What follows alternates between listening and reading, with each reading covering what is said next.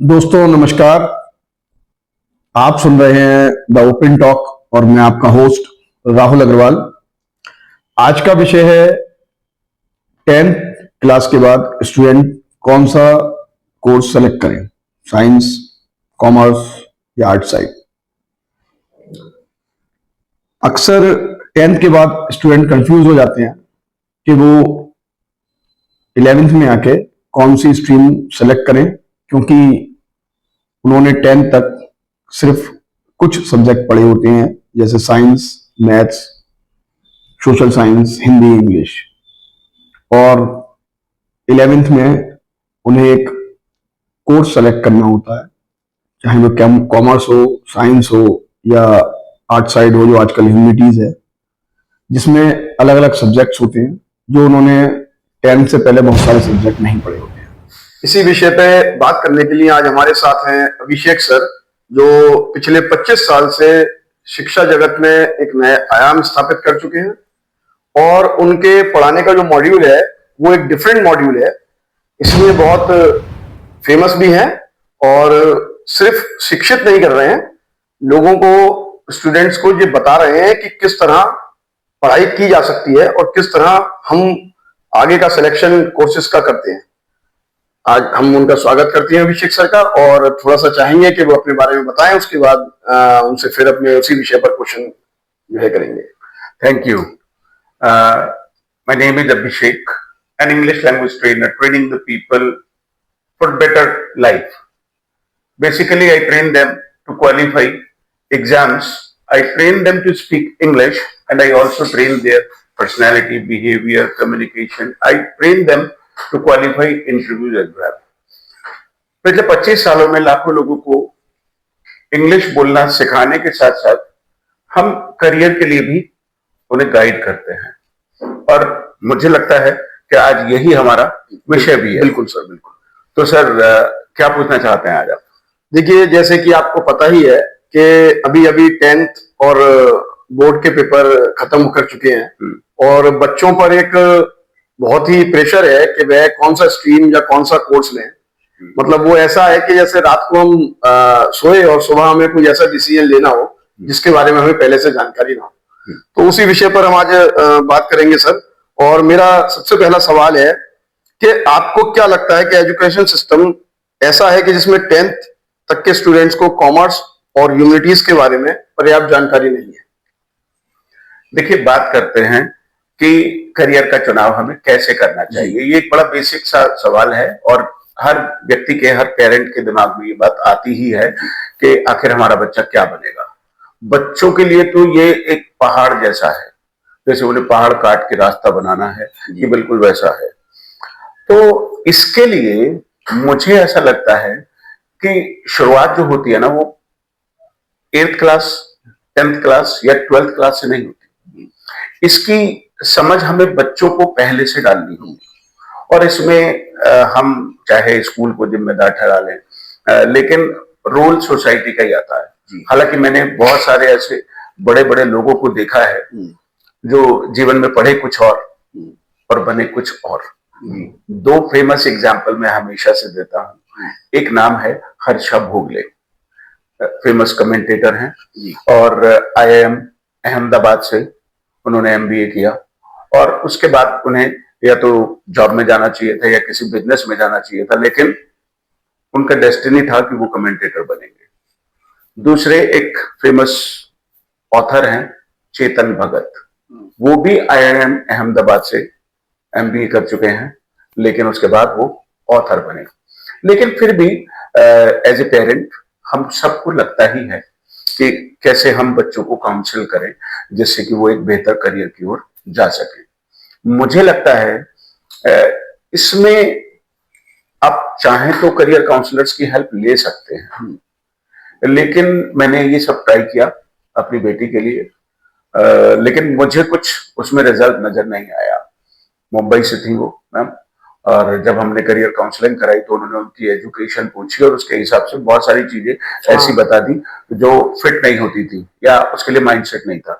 मुझे ऐसा लगता है कि जब बच्चे पढ़ रहे हैं तो पढ़ाई के साथ साथ उनको ये एक्सप्लोर करना चाहिए कि और बाजार में क्या चल रहा है, मेरे अंदर कौन सी एबिलिटीज हैं, बाजार में किन स्किल्स की डिमांड है और फ्यूचर में किन चीजों का स्कोप होगा।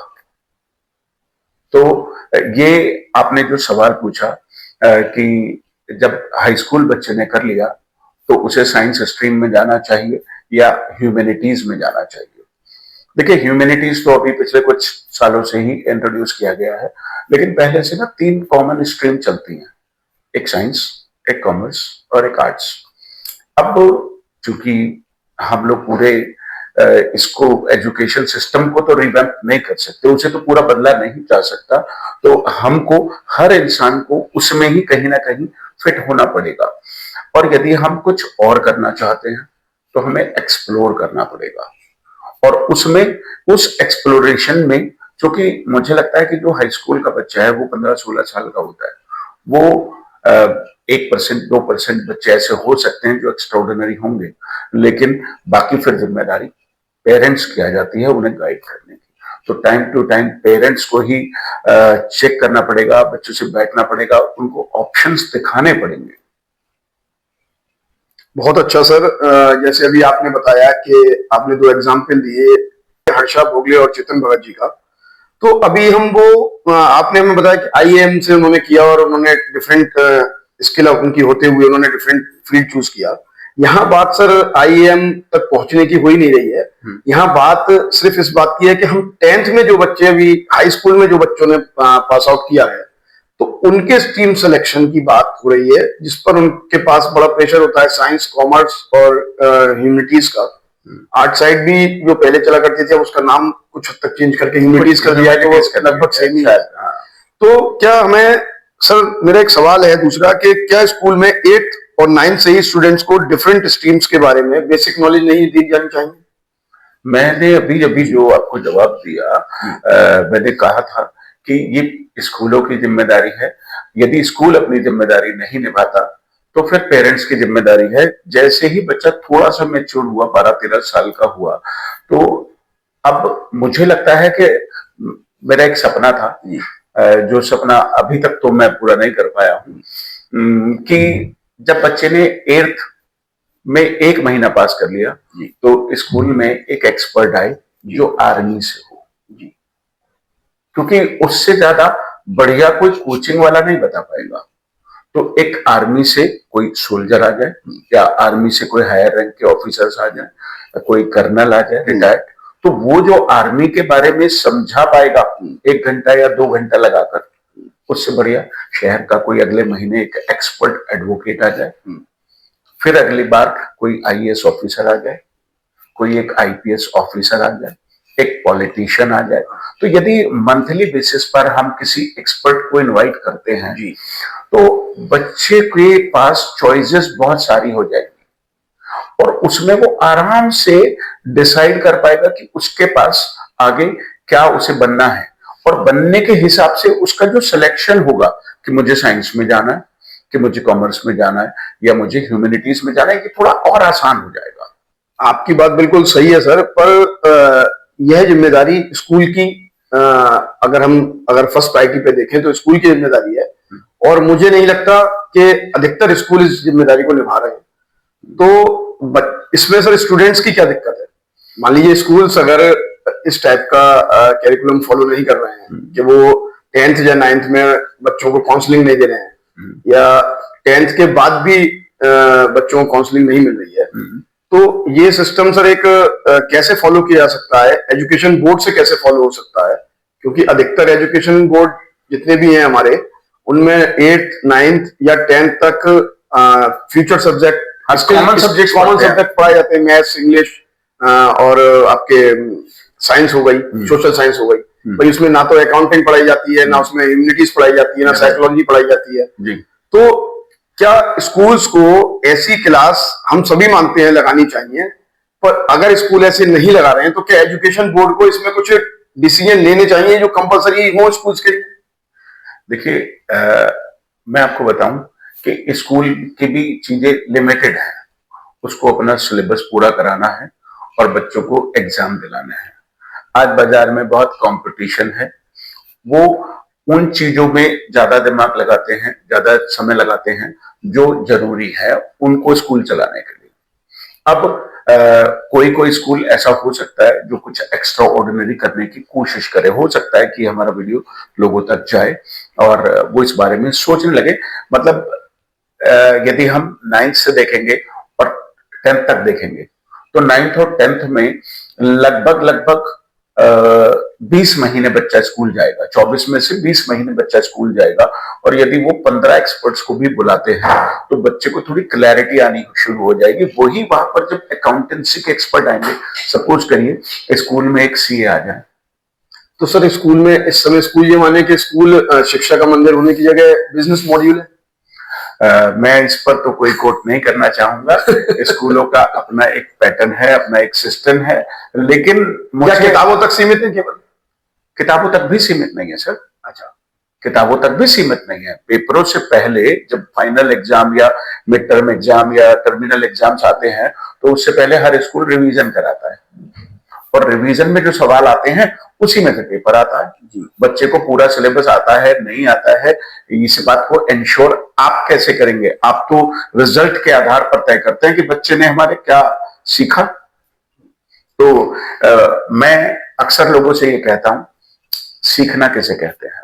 मैं एक एजुकेशन रिवॉल्यूशन भी लाने ही वाला हूं बहुत जल्दी ही। उस एजुकेशन रिवॉल्यूशन का पर्पस क्या है कि हमारे वीडियोस लोगों तक पहुंचे और वो समझे कि सीखना किसे कहते हैं। सीखना सही मायनों में तब है जब आप किसी दूसरे को सिखा सकते हैं। आप कहें कि मैं सीख गया और लेकिन मैं आपको सिखा नहीं पाऊंगा, बता नहीं सकता, तो मैं इसे सीखना मानता ही नहीं। जब हमारे बच्चों का लेवल यहां तक ला दिया जाएगा तो वो सेल्फ लर्निंग मोड में चले जाएंगे। सेल्फ लर्निंग मोड में जाकर के वो खुद से सोचने लगेंगे कि मुझे सीए के बारे में जानना है, मुझे सीएस के बारे में जानना है, आईपीएस ऑफिसर कैसे बनते हैं, यूपीएससी के बारे में क्या होता है, कैसे इसका सिस्टम क्या है। तो मुझे लगता है कि शायद जो स्कूल का समय है वो थोड़ा लिमिटेड होता है, और चूंकि सभी लोग वही करते हैं जो समाज में पहले से हो रहा है। इसके लिए इनिशिएटिव कोई बहुत बड़ा यदि एजुकेशन रिफॉर्मर होगा, वो वास्तव में लोगों को चाहता होगा कि ये अपॉर्चुनिटी मिलनी चाहिए, वो तो इसे इंप्लीमेंट कर सकता है। मुझे लगता है कि सब लोग शायद नहीं करेंगे, तो फिर रेस्पॉन्सिबिलिटी या तो आप पर आएगी या तो हम पर आएगी। बिल्कुल सही बात है आपकी।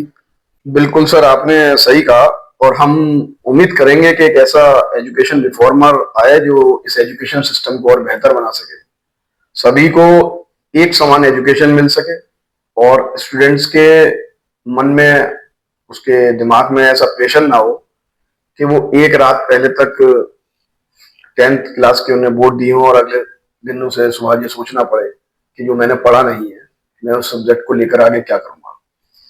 पर सर, हमने देखा है कि अक्सर स्टूडेंट जो है सोसाइटी या पेरेंट्स के प्रेशर में साइंस ले लिया करते हैं, और शायद एक मिथ भी है ये कि साइंस को बहुत अच्छा सब्जेक्ट और टॉप कोर्स माना जाता है, और उस प्रेशर में स्टूडेंट्स जो है वो साइंस ले लेते हैं। और अक्सर ऐसा भी देखा गया है कि अक्सर स्टूडेंट्स पहले साइंस ले लेते हैं, फिर वो उस चीज को उतना कंटिन्यू नहीं कर पाते।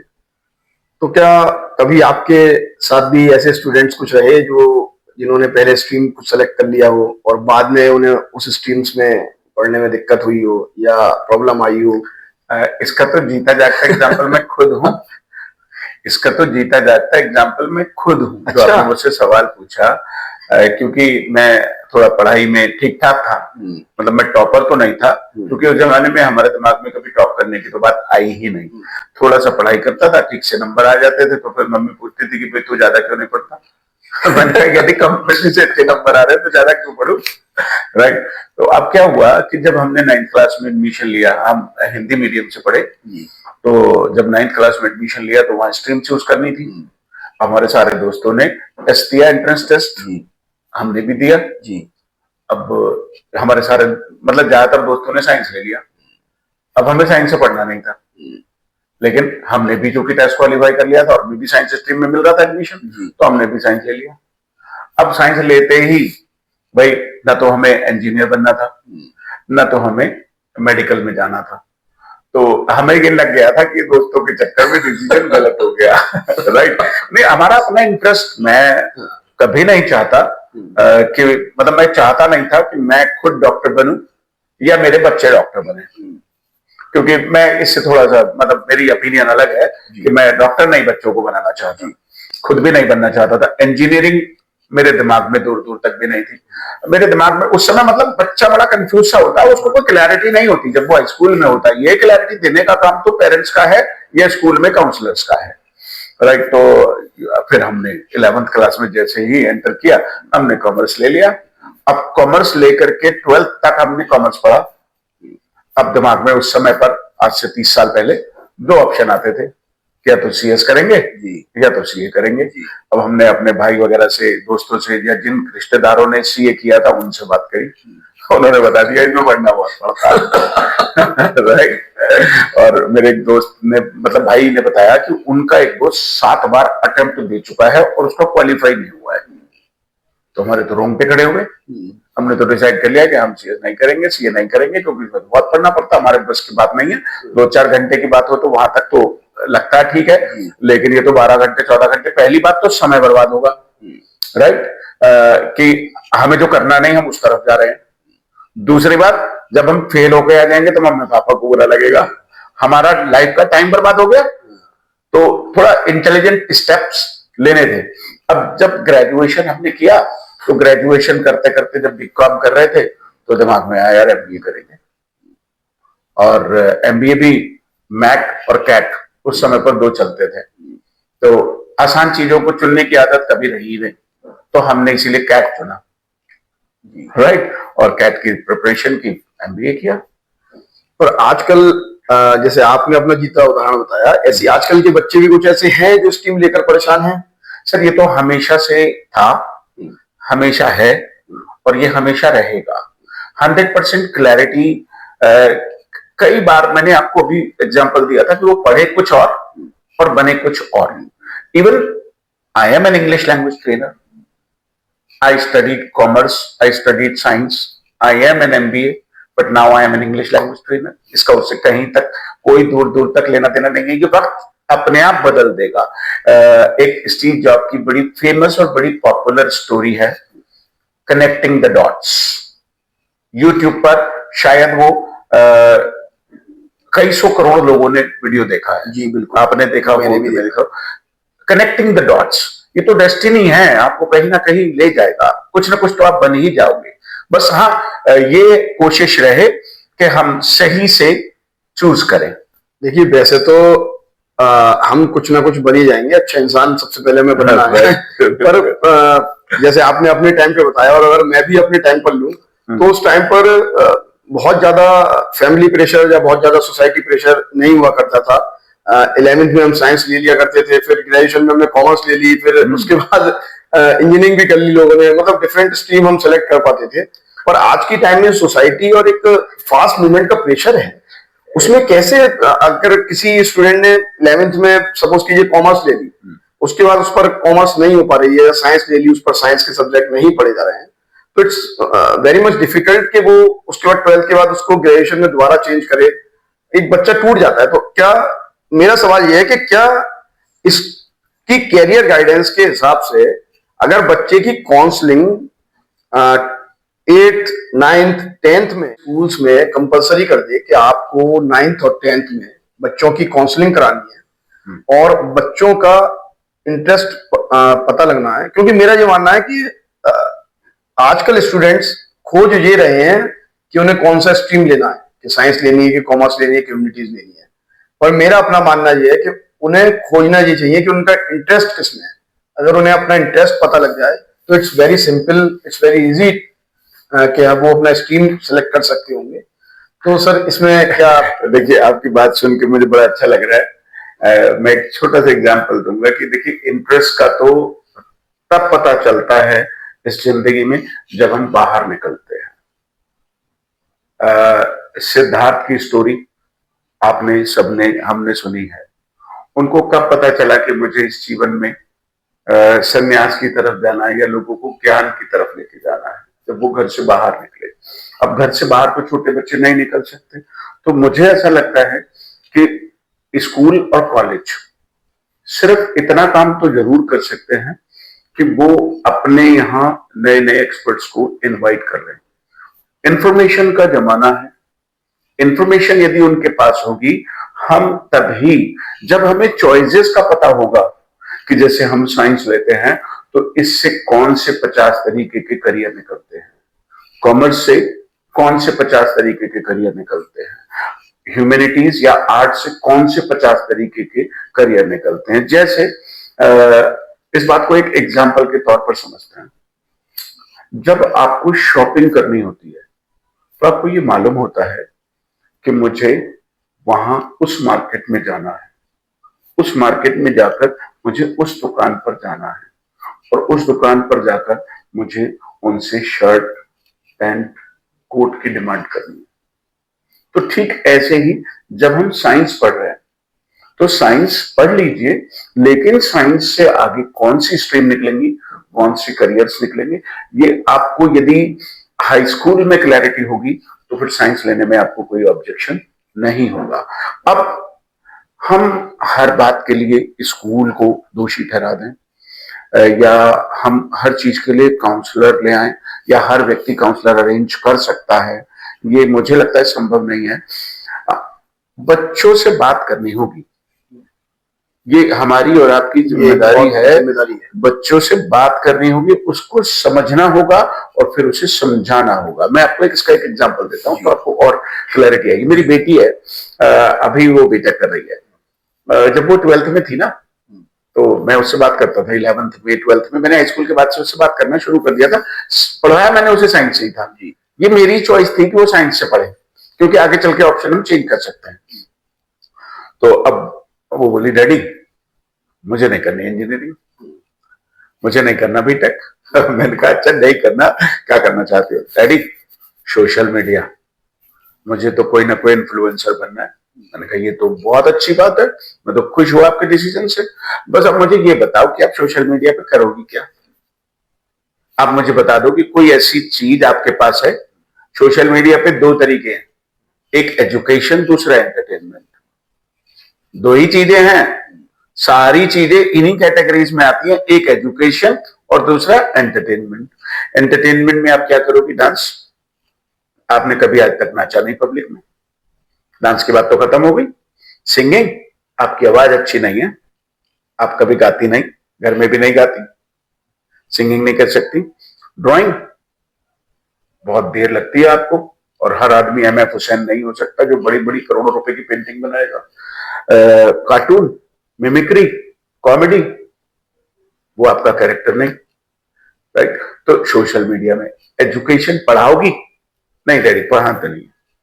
मैंने कहा तो सोशल मीडिया में करोगी क्या? आप मुझे ये बताओ, खाली फोटो खींच के उस पर अपलोड करोगी, सेल्फी, पाउट्स, ये सब नाटक करने के लिए? इससे क्या होगा? सोशल मीडिया पे क्या करोगी? तो फिर उसको मेरी बात समझ आ गई, क्योंकि उसको क्लैरिटी मिल चुकी थी कि मेरे अंदर वो स्किल नहीं है जिसे यूज करके मैं सोशल मीडिया पर अपने आप को ग्रो कर सकूं और वो मेरी इनकम स्ट्रीम बन जाए। तो सोशल मीडिया मैंने उसके दिमाग से हटाया, तब जाकर फिर वो बोली डैडी साइंस ही क्यों करना है? मैंने कहा आप मुझसे सवाल पूछो क्यों नहीं करना है। वो सवाल पूछती गई, क्यों करना है और क्यों नहीं करना है, मैं उसके जवाब देता चला गया। अब इसके लिए या तो पेरेंट्स मेरे जैसे, आपके जैसे, या समाज में जो और एजुकेटर्स हैं या जो डिफरेंट फील्ड से हैं लेकिन उनके पास काफी एक्सपीरियंस है, या तो उनसे बात कराएं बच्चों की, बच्चे खुद इंटरेस्ट लें, एक दिन एक डॉक्टर के पास जाकर के बैठे।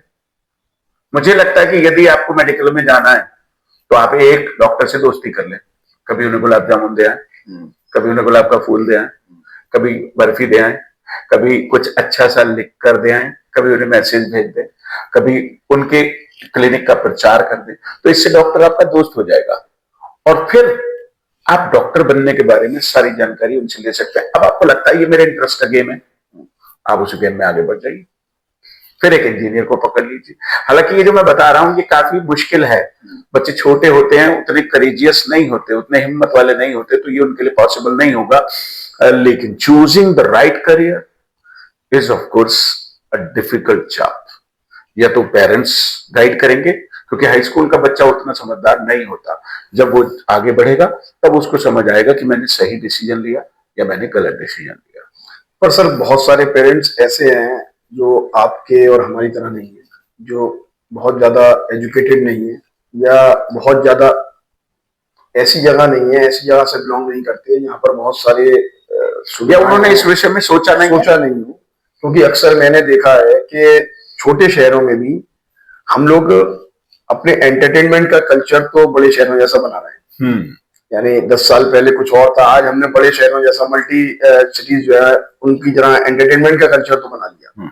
पर पेरेंट्स जब अपने बच्चे को 8th में एडमिशन कराना होता है तो वो किसी भी स्कूल में ये नहीं पूछते कि उसके 11th में कौन कौन सा स्ट्रीम है, कौन कौन सा कोर्स है। ये एक पेरेंट्स की भी नैतिक जिम्मेदारी है कि वो जब अपने बच्चे को किसी 8th या 9th क्लास में एडमिशन कराएं तो उस स्कूल में ये भी पता करें कि 11th में मेरा बच्चा कौन सी स्ट्रीम सेलेक्ट करने के लिए उसके पास क्या क्या ऑप्शन है। आपके बच्चे का इंटरेस्ट अकाउंटिंग में हो सकता है, क्या पता उस स्कूल में कॉमर्स ना हो। आपके बच्चे का इंटरेस्ट पॉलिटिकल साइंस में हो सकता है, क्या पता उस स्कूल में 11th में पॉलिटिकल साइंस या ह्यूमैनिटीज ना हो। तो ये भी सर मैं देखता हूँ एक नैतिक जिम्मेदारी पेरेंट्स की है। और यहाँ तक बात आज ये आती है कि पेरेंट्स बहुत से ऐसे हैं जो इतनी सुविधाओं से या इतने एजुकेटेड नहीं है, और बहुत सारे ऐसे भी हैं जो अच्छे काउंसलर जो आजकल बड़े महंगे हैं। आप तो हमारे कहने से अपना समय निकाल कर यहाँ पर आ गए, और देखिए मैंने पहले ही कहा था कि आप केवल एजुकेटर नहीं एक मोटिवेटर भी हैं। पर बहुत सारे पेरेंट्स ऐसे हैं जो काउंसलर हायर नहीं कर सकते। तो उन्हें कहे ना कि वो अपने शहर और आसपास के 50 किलोमीटर के लोगों को तो एंटरटेन और एजुकेट करने के लिए मैं हूं ना, मेरे पास आ जाए, मैं लोकली अवेलेबल हूं। बिल्कुल। देखिए सर, आप कोई भी पेरेंट्स अगर ये वीडियो जब देख रहे हो तो सर मोटिवेट करने के लिए, काउंसलिंग करने के लिए हमेशा फ्री अवेलेबल है। मुझसे लोग ये कहते हैं जी कि सर ये जो आपका कोर्स है ना, मतलब मेरी ऑफलाइन और ऑनलाइन क्लासेस में 60 65 साल के लोग अभी भी पढ़ रहे हैं जी, इस समय भी पढ़ रहे हैं। दिल्ली, मुंबई, बेंगलोर, हैदराबाद, बनारस, लखनऊ, नोएडा, गाजियाबाद, ग्रेटर नोएडा, यहाँ से 60 साल के लोग, 65 साल के लोग जो पढ़ रहे हैं, और वो जो कहते हैं कि सर आप हमें पहले क्यों नहीं मिले। क्योंकि मेरी क्लासेस में 45 मिनट्स तो मेरा सब्जेक्ट होगा स्पोकन इंग्लिश, लेकिन चूंकि मैं डिफरेंट एंगल से सोचता हूं तो मैं चाहता हूं कि लोगों को वो एंगल सुने लोग और उन्हें अपनी लाइफ में इंप्लीमेंट करें। एक और जीता जाता एग्जाम्पल आपको सुन करके अच्छा लगेगा, जो लोग वीडियो देखेंगे उनको पता चलेगा। क्या हुआ, जैसे कि मेरी बेटी ने, मैंने अभी बताया आपको, क्योंकि ये बात भी ना ज्यादातर पेरेंट्स उसमें गड़बड़ कर देते हैं। जब उसने हाई स्कूल किया तो मेरे दोस्त की बेटी ने भी हाई स्कूल किया और मेरी बेटी की फ्रेंड्स ने भी हाई स्कूल किया, और सब साथ में थे, सबने साइंस से पढ़ाई करी। अब मेरे ऊपर ये प्रेशर आ गया कि इसको किसी कोचिंग में भेजो। ये क्योंकि एक ट्रेंड है कि यदि आपने इंटरमीडिएट के बाद इसको कहीं इंजीनियरिंग वगैरह भेजा तो स्कूल से कोचिंग स्टार्ट करा दो। मेरे दोस्त ने तो एडमिशन करा दिया, वो तो फटाक से एडमिशन कराया। मेरे ऊपर प्रेशर आ गया क्योंकि लोकल में जो मेरी बेटी की फ्रेंड्स रहती हैं उसमें भी कई सारे बच्चों के पापा ने एडमिशन करा दिया। आप भी जानते होंगे उन्हें, राइट? तो मैं नाम नहीं बताऊंगा लेकिन आप जानते होंगे जी। अब मेरे ऊपर ये प्रेशर आ गया कि यार तूने यदि नहीं कराया तो बच्चा बुरा मान जाएगा कि सबके पापाओं ने तो करा दिया कोचिंग में। अब हम इसके लिए पास ही के शहर मुरादाबाद में चले भी गए। हमने वहां 2-3 कोचिंग्स को एक्सप्लोर किया। लौट के हम घर आए कि मैं यार 3-4 लाख रुपए साल का खर्चा है। पहली बात तो ये मुश्किल मेरे लिए, क्योंकि मैं बड़ा सोच समझ के पैसा खर्च करता हूँ। और दूसरी बात ये कि मैंने देखा कि 3 घंटे कोचिंग चलेगी और वो भी हफ्ते में 3 दिन, शाम को 4 से 7। ये बाकी 4 दिन क्या करेगी यहाँ दूसरे शहर में रह के? ये मॉल में जाएगी, ये फिल्म देखेगी, ये कहीं और घूम रही होगी, ये सो रही होगी। दूसरा, ये कपड़े कैसे धोएगी अपना खाना कहाँ खाएगी, इसे खाना अच्छा पीजी में मिलेगा नहीं मिलेगा। मैंने डिसीजन कैंसिल कर दिया, मैं नहीं कर रहा। लेकिन आप यकीन मानिए कि मुझे पता लगा मेरे दोस्त ने, जिसने सबसे पहले डिसीजन लिया था, उसने 4 महीने बाद अपनी बेटी वापस बुला ली। ये तो 11th में फेल हो गई। अच्छा, आजकल वो चल रहा है कि कोटा में एडमिशन के साथ साथ वहां तो अच्छे नंबर आ रहे हैं पर बहुत सारे बच्चे 12th में फेल हो जा रहे हैं। सर ये एक और भी बात है जो मैंने अभी नहीं बताई। जब इंटरमीडिएट पास कर लिया उसने, तो मैंने उसको जी मेंस का एग्जाम तो दिलाया, लेकिन उसमें उसकी रैंक नहीं आई, क्योंकि उसने मतलब वो पढ़ने में ठीक ठाक है, बस टॉपर नहीं है, और मैं इसे मानता भी नहीं, लेकिन उसका कम्युनिकेशन अच्छा है, कॉन्फिडेंस अच्छा है। तो मैंने उसका एडमिशन कराना ही था। भाई से बात हुई, भाई बोलता है यार इसका 1 साल ड्रॉप कराएगा। मैं ड्रॉप कराऊंगा 1 साल और बेकार हो जाएगा, पहली बात, और दूसरी बात ये बेकार हो जाएगी, घर में रहकर पढ़ेगी नहीं। कोचिंग में मैं इसे भेजना नहीं चाहता। मुझे लगता है कि किसी भी कॉलेज से आपने बीटेक कर लिया, दैट्स वेल एंड गुड, आप किसी ठीक से कॉलेज में एडमिशन ले लो। बाकी बच्चे के ऊपर है वो कितना ढंग से पढ़ाई करता है, क्योंकि उससे पहले मैंने थोड़ी रिसर्च की हुई थी, कॉलेजेस के बारे में पता किया था कि फर्स्ट ईयर में पढ़ाते हैं, सेकंड थर्ड फोर्थ ईयर में आपको खुद ही पढ़ना होता है।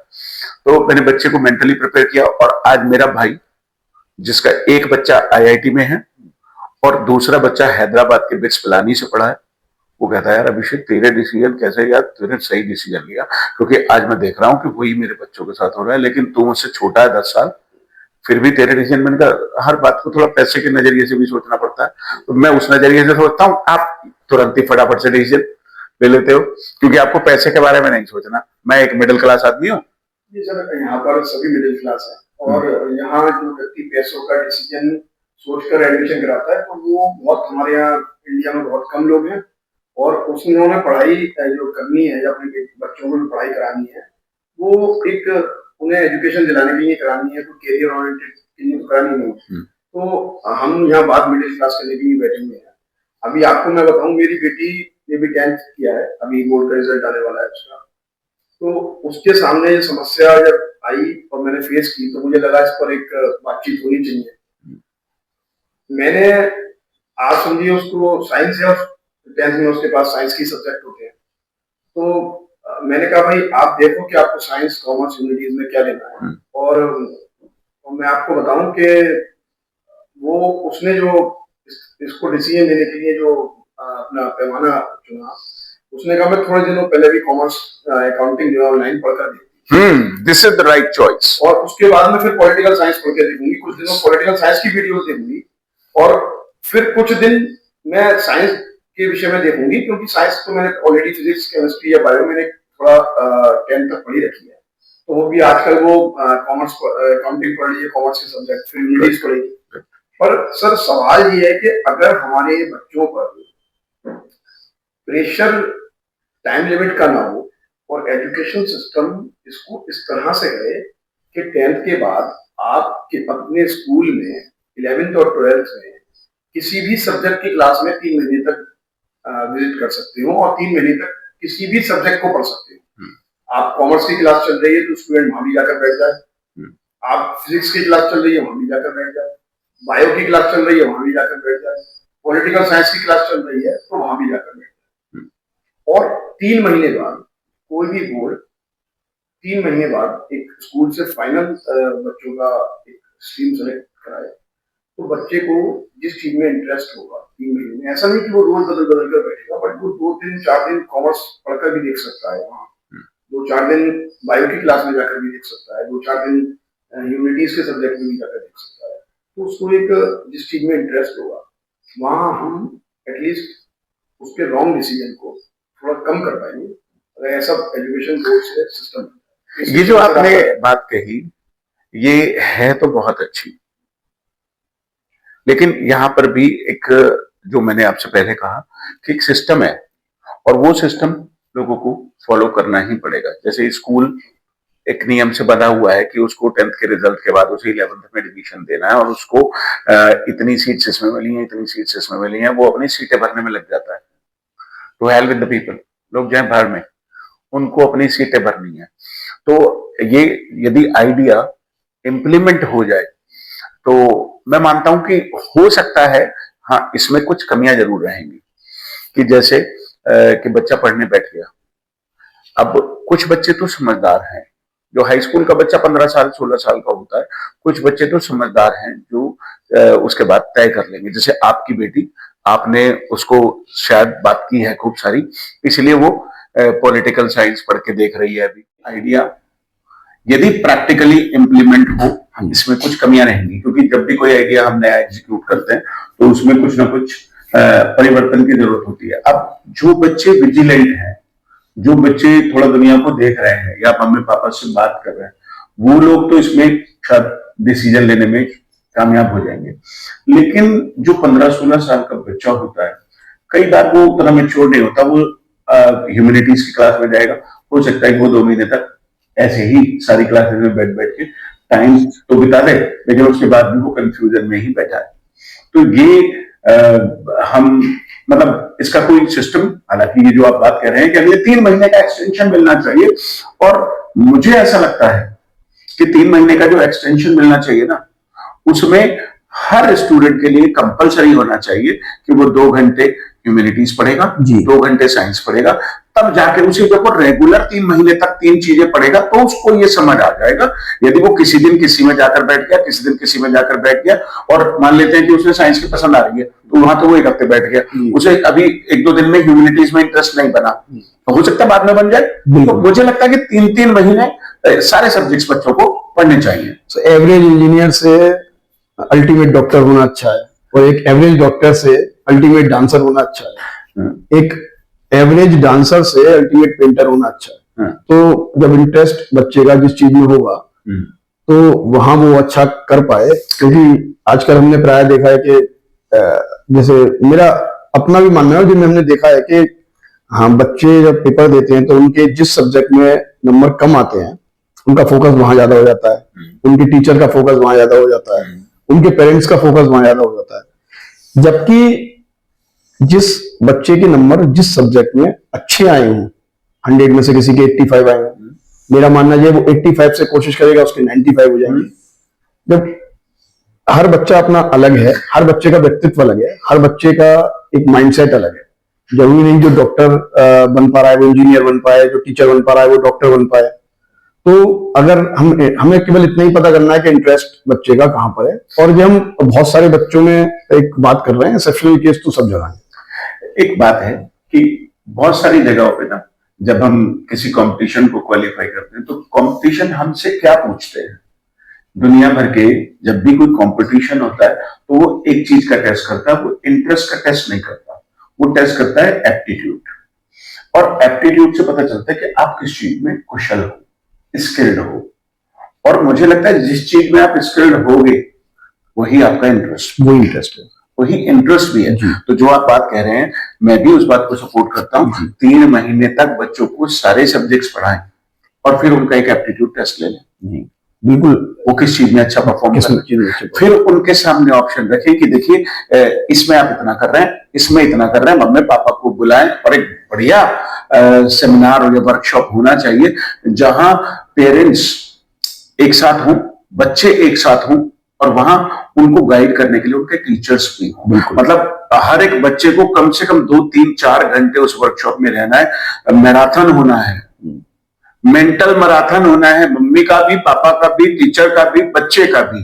तो वो शायद वहां उस माहौल में शायद तैयार हो पाएगा कि मुझे कौन सा, मैं मतलब किसमें बेस्ट फिट होता हूं मैं। बिल्कुल सर, आपके साथ ये सब चीजें आगे भी फिर दोबारा जारी रखेंगे, क्योंकि अभी 10th के पेपर होके चुके ही हैं। तो आप स्कूल्स के लिए और पेरेंट्स के लिए, और खास तौर पे स्कूल्स, पेरेंट्स और स्टूडेंट्स के लिए क्या कहना चाहेंगे कि स्टूडेंट्स जो है वो अपने सही तरीके से अपना कैरियर के देखते हुए, या जो भी उनका इंटरेस्ट है, वो कैसे अपने स्ट्रीम सिलेक्शन में उन्हें थोड़ा प्रॉब्लम ना हो, कंफ्यूजन ना हो, और क्या स्कूल के लिए भी एडवाइस करना चाहेंगे कि वो उसे बेहतर बनाने के लिए, जिसमें स्टूडेंट्स की, देखिए आज की डेट में जो बच्चे हैं वो भविष्य है हमारे देश की रीढ़ की हड्डी। जो आज के बच्चे हैं वही कल हमारे देश की रीढ़ की हड्डी बनने वाले हैं। वही कोई डॉक्टर, इंजीनियर, साइंटिस्ट, कोई सीए, कोई अलग अलग प्रोफेशंस में जाने वाले हैं, और बहुत सारे ऐसे हैं जो इन लोगों को बनाएंगे। जैसे आप हैं टीचर, तो वहां भी जाने वाले हैं। तो आप हमारे जो आज के 10th के बच्चे हैं, स्पेशली उन्हें क्या, जिन्होंने पेपर दे दिए, उन्हें क्या कहना चाहेंगे कि स्ट्रीम सिलेक्शन में वो कैसे करें सर? देखिए, सबसे पहली जो जिम्मेदारी है ना, वो बड़े लोगों से शुरू होती है। अब इसमें बड़ा कौन? इसमें बड़ा, सबसे बड़ा स्कूल। तो पहली जिम्मेदारी उनकी है कि वो इसमें एक्टिव पार्टिसिपेट करें, एक्टिवली पार्टिसिपेट करें। एक्टिव पार्टिसिपेशन होना चाहिए कि जो भी बच्चों को गाइड करने में या बच्चों की काउंसलिंग करने में उनके लिए अवेयरनेस प्रोग्राम चलाएं। और अवेयरनेस के थ्रू वो, मैं कह रहा हूं 30 महीने एक्सपर्ट्स को नहीं बुला सकते, 4 एक्सपर्ट्स को बुला सकते हैं। हर 6 महीने में तो एक एक्सपर्ट आ सकता है, 3 महीने में तो एक एक्सपर्ट आ सकता है। तो बच्चों को जब भी बाहरी दुनिया देखने को मिलेगी, वो लोग मिलेंगे जो 20-20, 30-30 साल से उन फील्ड्स में काम कर रहे हैं, तो बच्चों को समझ आएगा कि मेरा इंटरेस्ट एरिया है या मेरा इंटरेस्ट एरिया नहीं है। जैसे 4 ऑक्यूपेशन ऐसे हैं जिनमें जिंदगी में हमेशा पढ़ाई करनी पड़ेगी। यदि आप डॉक्टर बन गए तो नई नई रिसर्च पढ़नी पड़ेगी, नए नए केसेस पढ़ने पड़ेंगे, मेडिसिन के बारे में आपको पढ़ना पड़ेगा, नई टेक्नोलॉजीज जो आएंगी वो कैसे चलते हैं। आजकल आप समझ रहे होंगे कि रोबोटिक आ गया है, या आगे कुछ जो ट्रांसप्लांट करने के सिस्टम आ गए हैं, या मतलब और भी जो भी टेक्नोलॉजीज आएंगी वो पढ़नी पड़ेगी। तो एक, यदि आपको पढ़ने का शौक नहीं तो मेडिकल की लाइन शायद आपके लिए नहीं है, तमाम जीवन पढ़ना पड़ेगा। यदि आप एक एडवोकेट बनना चाहते हैं तो कभी एडवोकेट्स के चैम्बर्स देखे आपने? वो पुराने केसेस के रेफरेंस की बुक्स लगी होती हैं वो पीछे, कि 1971 में जो एक केस आया था, ये बना ये, उस केस में जज ने क्या फैसला दिया था, कौन से सबूत आए थे, एविडेंसेस कौन से थे, गवाहों ने क्या किया, तो उसके रेफरेंस लेकर के हमें आगे कोट करने पड़ते हैं, तब जाके हम एक अच्छे वकील की तरह पैरवी कर पाते हैं। तो एडवोकेट, इसमें हमेशा पढ़ाई करनी पड़ेगी। जीवन तो आप एक एवरेज डॉक्टर बन जाए तब भी चल जाएगा, एक एवरेज एडवोकेट बन जाए तब भी चल जाएगा, लेकिन यदि एक्सेल करना है, टीचिंग एक ऐसा नोबल प्रोफेशन है जहां तमाम जीवन आपको पढ़ना पड़ेगा, सोचना पड़ेगा, दिमाग हमेशा एंगेज रहेगा। और चौथी चीज है अकाउंटेंसी। ये 4 फील्ड मैंने पिछले 25-30 सालों में देखा है कि इनमें आपको हमेशा अपने आप को अपग्रेड और अपडेट करते ही रहना होगा। पहली जिम्मेदारी स्कूलों की, दूसरी जिम्मेदारी हमारे पेरेंट्स की, कि वो अपने बच्चों से बात करें, क्योंकि बच्चे छोटे हैं, नादान हैं, डर लगता है उनको और वो डिसीजन मेकिंग में पीछे रहते हैं। लेकिन यदि पेरेंट्स की बैकिंग उन्हें मिल जाए तो वो शायद करेज आ जाता है, हिम्मत आ जाती है। जब पापा कहते हैं अरे मैं हूं ना, मम्मी कहती है अरे मैं देख लूंगी तेरे पापा को, तो ये बात मम्मी पापा को रखनी पड़ेगी। तू बता, तू क्या चाहता है, मैं ये बता रहा हूं या मैं ये बता रही हूं कि तेरे लिए अच्छा रहेगा, बाकी तू बता। दोनों मिलकर डिसाइड करेंगे ताकि हमें कोई अफसोस ना हो। तीसरी जिम्मेदारी आती है फिर बच्चे की, उसको एक्सप्लोर करना पड़ेगा। आज टेक्नोलॉजी का जमाना है, ChatGPT का जमाना है, यूट्यूब का जमाना है, तो आप वैरायटीज को देखिए। ChatGPT से एक सवाल पूछिए, 20 करियर उसके सामने रखिए, उससे पूछिए कि आज बच्चे क्या क्या बन रहा है, बाजार में कौन कौन से ऑप्शन हैं और फ्यूचर में किन चीजों का स्कोप होगा। तो आपको एक पूरा प्लेटर मिल जाएगा। उस प्लेटर में से आपको लगता है चाउमीन खानी है, चाउमीन खा लीजिए। आपको लगता है कि चाउमीन भी खानी है और मुझे साथ में पाव भाजी भी खानी है, आप 2 चीजों को सेलेक्ट कर लें। तो मुझे लगता है कि आपको एक्सप्लोर करना पड़ेगा। बिल्कुल सर, आपका बहुत बहुत धन्यवाद। आपने अपनी वैल्यूएबल जानकारी हमारे साथ शेयर की थी। तो हमारे साथ थे आज अभिषेक सर, जिन्होंने हमारे साथ बहुत ही वैल्यूएबल जानकारी साझा की। चंदौसी में बहुत वर्षों से इंग्लिश कोचिंग सर चला रहे हैं और बहुत अच्छे मोटिवेटर भी हैं। देखिए, आज के इस डिस्कशन से एक बात तो क्लियर है कि बच्चों को अपने इंटरेस्ट और अपने फ्यूचर गोल के हिसाब से ही डिसीजन लेना पड़ेगा, और उसमें पेरेंट्स की और स्कूल की जो भागीदारी है वो बहुत ज्यादा है। मेरा तो सभी स्कूल से अपील है कि जब तक एजुकेशन बोर्ड किसी चीज को कंपलसरी नहीं करता, आप अपनी तरफ से एक शिक्षा के मंदिर को इस तरह डेवलप कीजिए कि वहां से आप सिर्फ पढ़ाकर बच्चे ना निकालें, वहां का बच्चा जब निकले तो वो कैरियर ओरिएंटेड हो, आप स्किल ओरिएंटेड हो। और जो ये हमने डिस्कस किया है अभी कि बच्चे सारे सब्जेक्ट की पढ़ाई कर कर एक डिसीजन ले सकें, इसके बारे में भी आपको सोचना चाहिए। और स्टूडेंट्स से भी एक निवेदन है कि वह जो भी स्ट्रीम चुने वो अपने इंटरेस्ट और फ्यूचर गोल के हिसाब से चुने, कोई मिथ और किसी के प्रेशर में आके ना चुने। आगे भी हम ऐसे पॉडकास्ट बनाते रहेंगे। आज एजुकेशन सिस्टम पर हमने अपना ओपन टॉक पॉडकास्ट के नाम से मैं राहुल अग्रवाल, और आज हमारी दूसरी होस्ट नैना अग्रवाल मिसिंग है। उन पर भी बहुत सारे सवाल हैं, उन्हें लेकर दोबारा एक पॉडकास्ट बनाएंगे। Thank you very much.